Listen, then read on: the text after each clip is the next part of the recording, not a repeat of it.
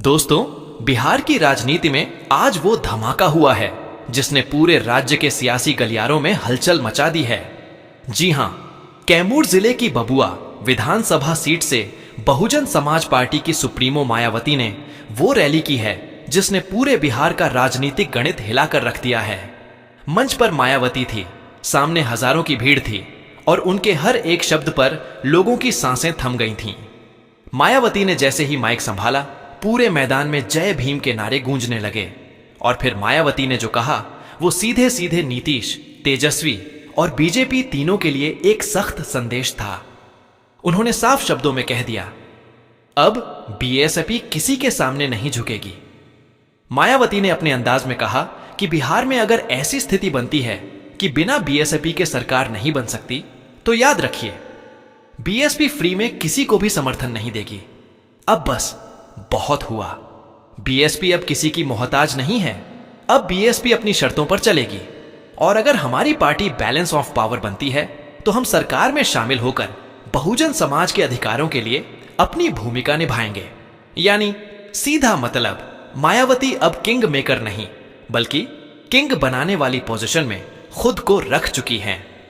अब जरा सोचिए दोस्तों, ये वही मायावती हैं जिन्होंने कुछ ही दिनों पहले 9 अक्टूबर की रैली में कहा था कि वो किसी के साथ गठबंधन नहीं करेंगी, लेकिन इस बार उन्होंने रुख बदल दिया है, या यूं कहें कि अपनी पॉलिटिकल चाल को और धारदार बना दिया है। उन्होंने बिहार की रैली में साफ कहा कि अगर हमारी पार्टी सरकार के गठन में महत्वपूर्ण भूमिका निभाती है तो हम बिना शर्त किसी को समर्थन नहीं देंगे, बल्कि हमारी शर्तें होंगी हमारे लोग, हमारा प्रतिनिधित्व और हमारे समाज का विकास। अब बिहार के राजनीतिक गलियारों में यही चर्चा है कि मायावती का यह दांव किसके खिलाफ है और किसके पक्ष में। क्या यह नीतीश कुमार की राजनीति को सीधा खतरा है? क्या तेजस्वी यादव की मुश्किलें बढ़ने वाली हैं? या फिर मायावती का अगला कदम सीधे बीजेपी की तरफ है? देखिए, मायावती ने जो कहा वो सिर्फ शब्द नहीं थे, वो एक चेतावनी थी, एक मैसेज था पूरे बिहार के सियासी मैदान के लिए। उन्होंने कहा, अगर बीजेपी दलित चेहरे को मुख्यमंत्री बनाती है तभी बीएसपी अपने समर्थन पर विचार करेगी। अब आप खुद सोचिए, मायावती ने कौन सा बड़ा पत्ता खेल दिया है। उन्होंने बीजेपी को एक ऑफर तो दे दिया, लेकिन उसी में शर्त रख दी, सीएम दलित होना चाहिए। यानी सत्ता की चाबी अब मायावती अपने पास रखना चाहती हैं। और ये वही चाल है जो कभी यूपी की राजनीति में उन्होंने खेली थी, जब वो बीजेपी को सपोर्ट करके खुद मुख्यमंत्री बनी थी। अब सवाल ये उठता है, क्या बिहार में भी मायावती वही इतिहास दोहराने जा रही हैं? क्या वो किसी बड़े गठबंधन का हिस्सा बनेंगी या फिर अपने दम पर चुनावी मैदान में उतरकर तीसरा मोर्चा तैयार करेंगी? दोस्तों, बिहार की जमीन पर इस वक्त 3 ही नाम गूंज रहे हैं, नीतीश, तेजस्वी और मायावती। और इन तीनों में से फिलहाल सबसे तेजी से बढ़ती दिख रही है मायावती। कैमूर से लेकर सासाराम तक, गया से लेकर पटना तक बीएसपी की पकड़ पहले से कहीं ज्यादा मजबूत हो चुकी है और इसका असर सीधा पड़ रहा है चंद्रशेखर आजाद पर। जी हां, वो चंद्रशेखर आजाद जो अब तक दलितों की राजनीति का नया चेहरा माने जा रहे थे, बिहार में मायावती की एंट्री के बाद मुश्किल में दिख रहे हैं। राजनीतिक विश्लेषक मान रहे हैं कि मायावती की सक्रियता ने चंद्रशेखर आजाद के वोट बैंक में सेंध लगा दी है, क्योंकि जहां कभी चंद्रशेखर की गाड़ियां निकलती थीं, वहीं अब मायावती की रैलियों में भीड़ उमड़ रही है। मायावती का अनुभव, उनकी पहचान और उनका दलित चेहरा, इन 3 चीजों ने उन्हें फिर से बहुजन राजनीति के केंद्र में ला दिया है। मायावती ने अपने भाषण में सिर्फ गठबंधन की बात नहीं की, बल्कि उन्होंने बिहार की जनता को यह भरोसा भी दिलाया कि बीएसपी अब किसी भी कीमत पर किसी की गुलामी नहीं करेगी। उन्होंने कहा, हम वो लोग हैं जिनके लिए संविधान बनाया गया, हम वो समाज हैं जो दशकों से हक मांगते रहे, लेकिन अब वक्त है अपना हक लेने का। और यही संदेश पूरे बिहार में गूंजने लगा है। सोचिए दोस्तों, क्या मायावती सच में इस बार बिहार का गेम चेंजर बनने जा रही है? क्या बिहार की अगली सरकार के रास्ते मायावती की मंजूरी से होकर गुजरेंगे? और क्या बीजेपी सच में मायावती की शर्तों को मानने के लिए तैयार होगी? देखिए, राजनीति में कुछ भी असंभव नहीं होता। नीतीश कुमार ने भी तो कई बार पाला बदला है, कभी बीजेपी के साथ, कभी आरजेडी के साथ। तेजस्वी यादव भी लगातार अपने गठबंधन को बचाने की कोशिश कर रहे हैं, लेकिन अब अचानक बीएसपी के मैदान में उतरने से समीकरण पूरी तरह बिगड़ चुके हैं। लोग कह रहे हैं कि अगर मायावती को इस बार बैलेंस ऑफ पावर मिल गया तो बिहार की राजनीति में एक नई सुबह देखने को मिलेगी और उस सुबह में मुख्यमंत्री का चेहरा दलित होगा। मायावती के मुताबिक दलित ही मुख्यमंत्री बनेगा।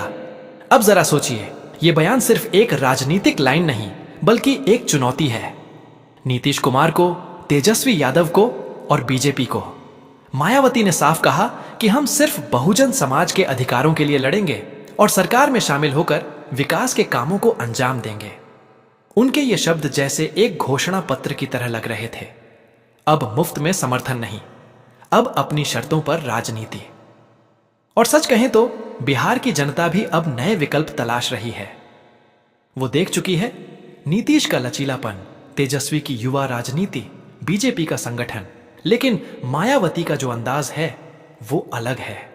उनका सीधा संदेश है, दलितों को सत्ता में हिस्सेदारी चाहिए, सिर्फ वोट नहीं। अब सवाल यह भी उठ रहा है कि क्या मायावती खुद मुख्यमंत्री बनने की तैयारी में है, क्योंकि सूत्रों के मुताबिक बीएसपी के अंदरूनी हलकों में इस बात की चर्चा है कि अगर पार्टी को निर्णायक सीटें मिलती हैं तो मायावती खुद बिहार में सरकार का चेहरा बन सकती है, या फिर वो अपने किसी भरोसेमंद नेता को मुख्यमंत्री की कुर्सी सौंप देंगी, लेकिन पूरी ताकत अपने हाथ में रखेंगी। अब अगर ऐसा हुआ तो समझ लीजिए कि नीतीश कुमार का सियासी सफर यहीं खत्म हो जाएगा। तेजस्वी यादव के लिए रास्ता और मुश्किल हो जाएगा और बीजेपी के लिए यह सबसे बड़ा इम्तिहान होगा कि क्या वो मायावती की शर्तों को मानने के लिए तैयार है या नहीं। अब यह भी समझिए, बीएसपी का वोट बैंक चाहे यूपी में कमजोर हुआ हो, लेकिन बिहार में धीरे धीरे उसका प्रभाव बढ़ रहा है। कैमूर, रोहतास, औरंगाबाद, गया, इन इलाकों में दलितों की आबादी बढ़ी है और वहां बीएसपी की पकड़ दिन पर दिन मजबूत होती जा रही है। इसी वजह से मायावती ने बबुआ से शुरुआत की। वो जानती थी कि अगर यहां से सियासी लहर बनी तो उसका असर पूरे राज्य में दिखेगा। दोस्तों, मायावती की यह रैली सिर्फ एक सभा नहीं थी, ये एक सियासी संदेश था। एक ऐसा संदेश जो कहता है, अब बहुजन किसी के पीछे नहीं बल्कि आगे चलेंगे। मंच से जब मायावती ने कहा कि बीएसपी अब किसी को फ्री में समर्थन नहीं देगी, तो भीड़ में ऐसा जोश देखा गया जैसा लंबे समय से नहीं दिखा था। लोगों ने तालियां बजाईं, नारे लगाए और एक बार फिर मायावती को बहुजन की बेटी के रूप में देखा। अब वहीं दूसरी तरफ चंद्रशेखर आजाद के समर्थक परेशान हैं, क्योंकि उन्हें लग रहा है कि मायावती ने उनकी जमीन खिसका दी है। चंद्रशेखर की पार्टी आजाद समाज पार्टी बिहार में विस्तार की कोशिश में थी, लेकिन मायावती की रैली के बाद अब वो कोशिश मुश्किल हो गई है, क्योंकि जिन इलाकों में भीम आर्मी का प्रभाव था, अब वहां बीएसपी का झंडा लहराने लगा है। अब ये तो आने वाला वक्त बताएगा कि बिहार में कौन बाजी मारेगा, लेकिन इतना तय है कि मायावती ने जो चाल चली है उसने हर पार्टी की नींद उड़ा दी है। नीतीश के खेमे में बेचैनी है, तेजस्वी के खेमे में चिंता है और बीजेपी अभी वेट एंड वॉच की पॉलिसी पर चल रही है, क्योंकि बीजेपी जानती है कि मायावती को नजरअंदाज करना अब संभव नहीं। दलित वोट बैंक में उनकी पकड़ अभी भी गहरी है और अगर बिहार में वो बैलेंस ऑफ पावर बनती है तो बिना मायावती के कोई सरकार टिक नहीं पाएगी। अब सोचिए, ये वही मायावती हैं जिन्हें लोग कभी यूपी तक सीमित मानते थे, लेकिन अब वही मायावती बिहार की राजनीति में तीसरे मोर्चे की सबसे बड़ी ताकत बनकर उभरी है। उनका संदेश साफ है, दलित ही मुख्यमंत्री बनेगा और अगर नहीं तो बीएसपी बाहर से समर्थन नहीं देगी। तो दोस्तों, बिहार की सियासत अब 2 नहीं 3 ध्रुवों में बंट चुकी है। एक तरफ एनडीए, दूसरी तरफ महागठबंधन और तीसरी तरफ बीएसपी। और इसी तीसरे मोर्चे की वजह से पूरा समीकरण गड़बड़ा गया है। अब जो सवाल हर किसी के जहन में है, क्या मायावती फिर से इतिहास दोहराएंगी? क्या वो बीजेपी को समर्थन देकर अपनी शर्तों पर सत्ता में शामिल होंगी, या फिर बिहार में एक नया दलित चेहरा मुख्यमंत्री बनेगा? देखिए दोस्तों, राजनीति में जो दिखता है वो हमेशा वैसा नहीं होता, लेकिन इतना जरूर है कि मायावती ने जो भाषण दिया है उसने बिहार की जनता में उम्मीद की नई लहर पैदा की है। लोग कह रहे हैं, कम से कम कोई तो है जो हमारे बारे में खुलकर बोल रहा है। और यही मायावती की सबसे बड़ी ताकत है। अब देखना यह होगा कि क्या बीजेपी मायावती की शर्तों को स्वीकार करेगी या नहीं। क्या दलित मुख्यमंत्री बनाना बीजेपी के लिए संभव होगा? क्या तेजस्वी और नीतीश इस नए समीकरण से निपट पाएंगे? दोस्तों, बिहार की सियासत का मैदान अब पूरी तरह बदल चुका है। यहां अब सिर्फ सत्ता की लड़ाई नहीं, बल्कि सम्मान की लड़ाई है। और इस लड़ाई में मायावती ने साफ कर दिया है, हम मुफ्त में किसी को भी समर्थन नहीं देंगे। यानी अगर बीएसपी सरकार बनवाएगी तो अपनी शर्तों पर ही। तो अब गेंद बीजेपी के पाले में है। नीतीश का भविष्य अधर में है, तेजस्वी की उम्मीदें धुंधली हैं और मायावती का आत्मविश्वास चरम पर है। अब बस इंतजार है उस दिन का जब नतीजे आएंगे और पता चलेगा कि बिहार की अगली सरकार किसकी होगी, बीजेपी की, महागठबंधन की, या फिर मायावती की बीएसपी की। तो दोस्तों, अब सवाल आपसे, क्या आपको लगता है मायावती सच में बिहार की अगली किंग मेकर बनेंगी? क्या बीजेपी मायावती की शर्तों को मानेगी? क्या चंद्रशेखर आजाद की राजनीति अब खत्म हो चुकी है? आपका क्या कहना है? कमेंट सेक्शन में हमें जरूर लिखिए। अगर वीडियो पसंद आया हो तो लाइक कीजिए, शेयर कीजिए और चैनल वीके लॉजिकल थिंकिंग को सब्सक्राइब करना बिल्कुल ना भूलिए, ताकि देश और दुनिया की हर बड़ी खबर आप तक सबसे पहले पहुंचे। नमस्कार, जय भीम, जय भारत।